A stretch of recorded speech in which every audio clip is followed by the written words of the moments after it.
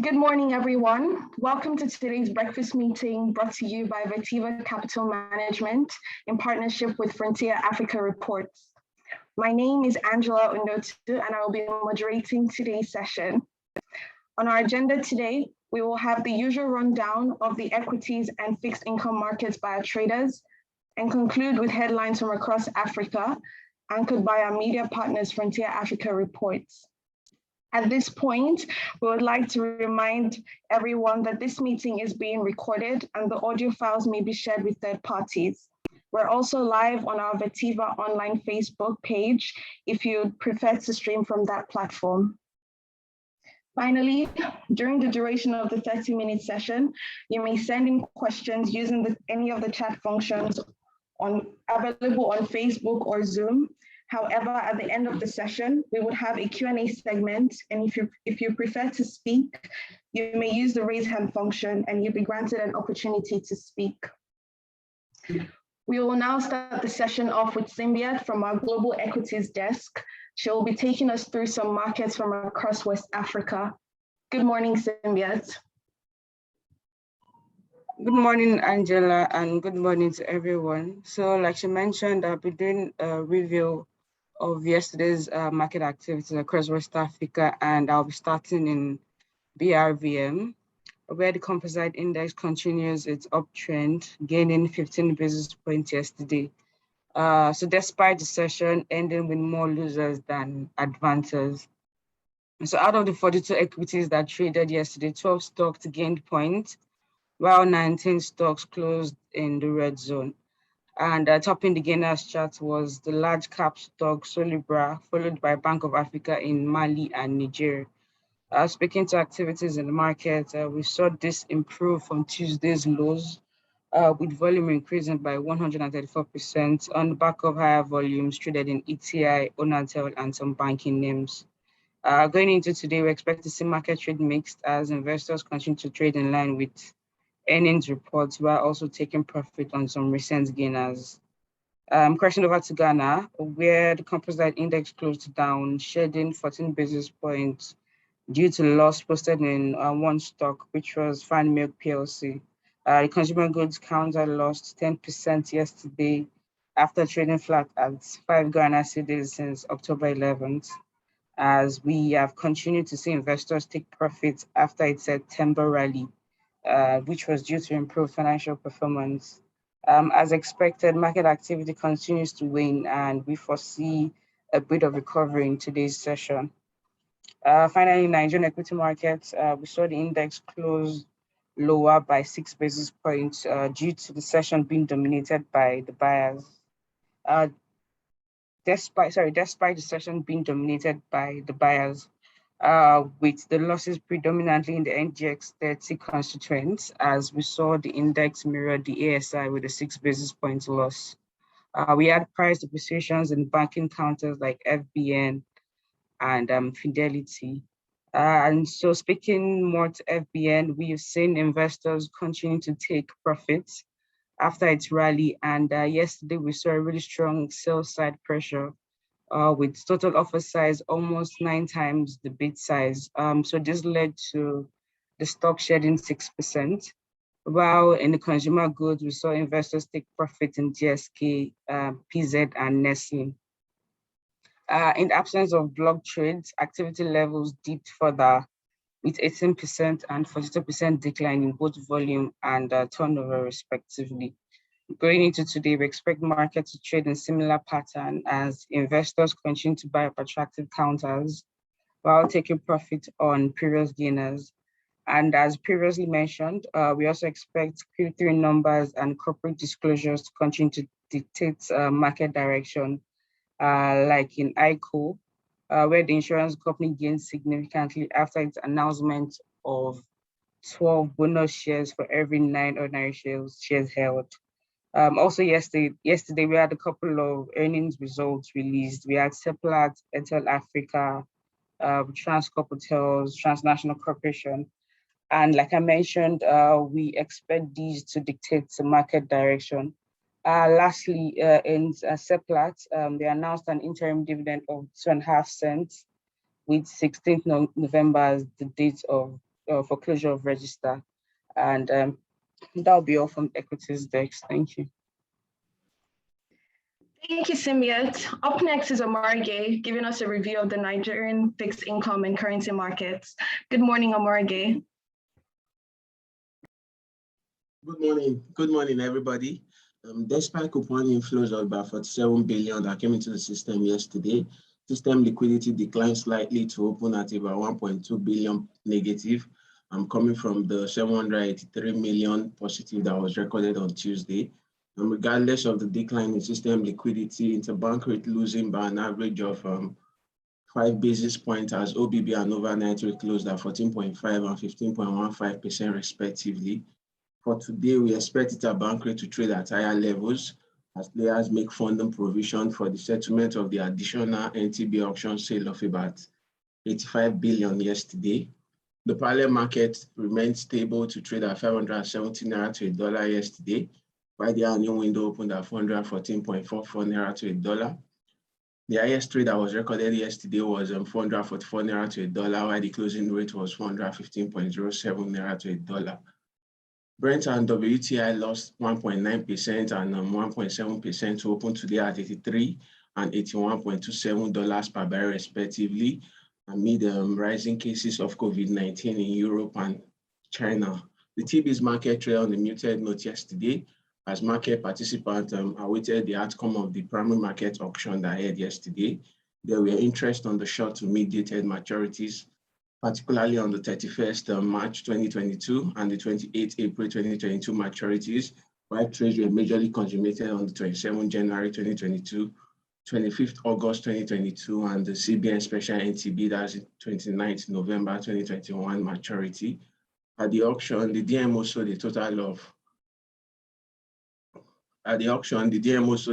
of 235.04 billion, which is 85 billion more than the offer amount of 150.04 billion across the 91, 182, and 364-day papers, while keeping marginal rate constant on the 91 and 182-day papers at 2.5% and 3.5% respectively, despite overselling the long end, which is the 364-day paper by 90 billion. The marginal rate on that end was cut by about 26 basis points to close at 6.99% levels from the 7.25% levels it closed at the previous auction. The OMO market also traded on a muted note with few activities seen across the benchmark. A few trades were dead on the 9th August 2022 and the 4th October 2022 maturities. The bonds market traded with bullish sentiment seen along the mid to long end of the benchmark curve yesterday. We witnessed interest across board, especially on the 2024, 2036, and the 2049 maturities, as market players try to reinvest the coupon inflows of about 47 billion that came into the system yesterday. Trades were majorly consummated along the mid to long end of the benchmark curve, particularly on the 2034, 2036, 2037, 2050, and 2050 maturities, where average benchmark rate declined by about 1 basis point to close at 12.08% level yesterday. The Eurobond market traded on a mixed note yesterday, with buy-side interest seen across the sovereigns, while sell-side interest were seen across the corporates. The most actively traded sovereigns yesterday were the Nigeria 2025, 2027, 2028, 2030, and the 2031, while the most actively traded corporates were the EcoBank 2024 and the Fidelity Bank 2022 Eurobonds. For today, we expect the bonds market to trade weak sentiment with slight bullish bias as players react to the 26 basis point decline in the marginal rate of the one-year paper at yesterday's NTB auction, while we expect the T-bills market to trade on a very active note as players try to book quick profits on their NTB auction winnings yesterday. That will be all for fixed income. Thank you. Thank you, Omarge, for the updates. Next, we have Justina from Frontier Africa Reports, giving us headlines from across Africa. Good morning, Justina. Good morning. Good morning, everyone. Yeah, we start here from the East African region where Kenya's president, Uhuru Kenyatta, says Africa's GDP could contract by as much as 30% by 2050 if actions are not urgently taken to adapt to climate change. He's also proposing an $800 million investment in climate change adaptation, in climate adaptation programs, which would, according to him, yield about $16 billion per year in developing countries. Also, Nairobi Securities Exchange is set to roll out day trading on November 22nd, after it got approval from the Capital Markets Authority. That will be on November 22nd. In Rwanda, Rwanda is set to house the first vaccine manufacturing plant called BioNTech. Constructions will begin mid-2022. Also, in the Southern African regions, Anglo-South African Asset Manager, that's a 91, has launched a net zero index for sovereign debt investors. The index would cover 115 countries, including 85 in emerging markets. Angola is in talks with the European Union to give it fresh funding for another 7-year period. ENI says it has discovered 3 new oil and gas discoveries in the western desert of Egypt, which holds about 50 million barrels of oil. Now, coming down here in the West African region, yesterday, First Bank Holdings confirmed Tunde Hassan Odukale as its single largest shareholder, holding 5.36% of its shares, followed by Femi Otedola, who holds 5.07%. This comes on the back of recent speculations by news media that Femi Otedola is the single largest shareholder of First Bank Holdings. But now they are coming out to say, oh, this is the order in which these holdings come in the company. AFDB Board of Directors has approved a $75 million commercial loan to the Ghana Infrastructure Investment Fund to enable it leverage its paid-in equity capital of $325 million. Also, the CBN is warning against fraudulent e-Naira social media handles, which has come up to say that, oh, there is a $75 million Naira e-money available for subscribers. So the CBN is warning against that and saying that everyone should be watchful of these social media handles. Those are some of the stories we have here from Frontier Africa Reports. Thank you for listening. Thank you, Justina. We have now come to the Q&A segment. If you have any questions for our speakers, you can send them in using the chat function on Zoom. If you're joining us from Facebook, you may utilize the comment section. However, if you prefer to speak, you can indicate using the raise hand function and you'll be called upon.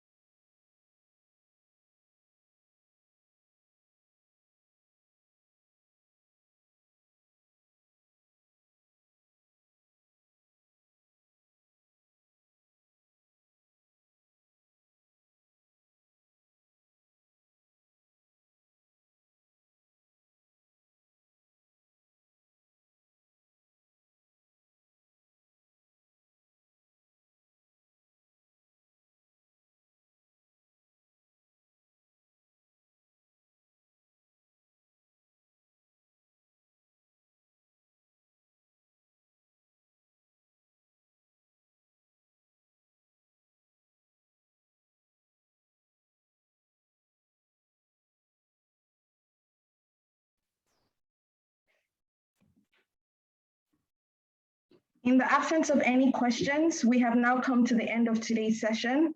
On behalf of Vetiva Capital Management and our partners, Frontier Africa Reports, we would like to thank you for joining us today, and we look forward to seeing you in tomorrow's session. Have a great day and good morning.